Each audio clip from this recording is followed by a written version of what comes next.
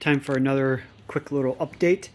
I think I forgot to mention last time that I was able to prime the motor um, with the setup that I had mentioned.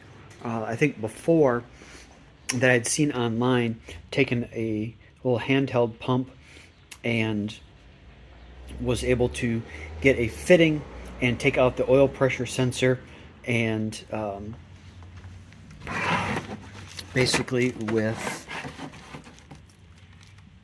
this tube, and here is the sensor with the tube on it, or the spot with the tube on it that replaced the sensor. And taking that out, I was able to go ahead and put a couple quarts of oil through it, so it should have gotten through all the spots and started to put some pressure in all the oil passages.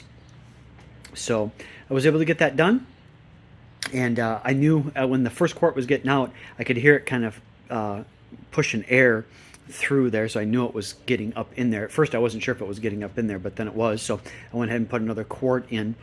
But today, or this weekend, I went ahead and got the starter replaced. Like I said, that I snapped that bolt off last weekend, so I got that replaced, and went ahead and got all of the electrical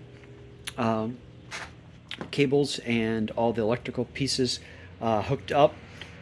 Got the lower intake on there and the fuel rails on. Had a couple O-rings that got damaged. It looked like a little bit. They had a couple little chunks taken out of them, so went ahead and got a couple replacement O-rings. Originally it was thought one, but then when I was putting it on, I noticed there was another one, so I swapped out a couple O-rings, and then went ahead and got the supercharger on today. And can't see it, but back down over here, the EGR valve setup, so that is on also, and got the rest of it, like I said, on and set up. So most everything is ready. The hoses right here are just kind of on there for a minute, but should be pretty much about ready. Got the front sway bar locked in and all the bolts set on that. So I think we are looking pretty good. They said the fuel rails and all that stuff is on. All the vacuum hoses are on. So next weekend, I hope to go ahead and get the radiator in. I left it mostly assembled, so I don't have to do as much, but go ahead and get that put in, and then the rest of the hoses hooked up. Also getting the exhaust on. It was a little tough to get it off because it was a little long, so I think as long as I got the opportunity, I think I'll maybe cut a couple fingers width off of the exhaust pipe length, just kind of make it a little bit easier to get in and out. Long term, I may put on some of the I'm trying to think, like the coupler style things that like they use when they put on the tubes for turbos and stuff like that. I may put that kind of setup on there, so it's, if you had to take it off, it would make it pretty easy just to, take the clamp off and it would just drop right out, versus now you got to take the clamp and kind of push it back, and it's got just barely enough room, to kind of push it back.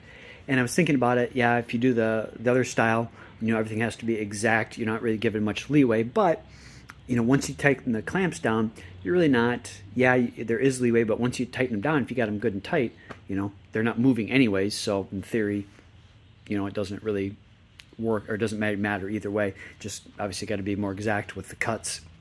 But, so I think we are looking good.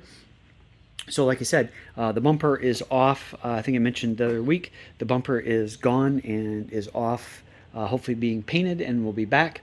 I did get right here the piece in the back for putting on the rear bumper, so kind of a rear diffuser style, came from MMD from Foose, so I'm going to put that on. But otherwise should be looking pretty good. Like I said, hopefully next weekend get the radiator in and the exhaust on, and hopefully I might even be able to try and fire it up next weekend. So that's about it. So thanks for watching. Bye.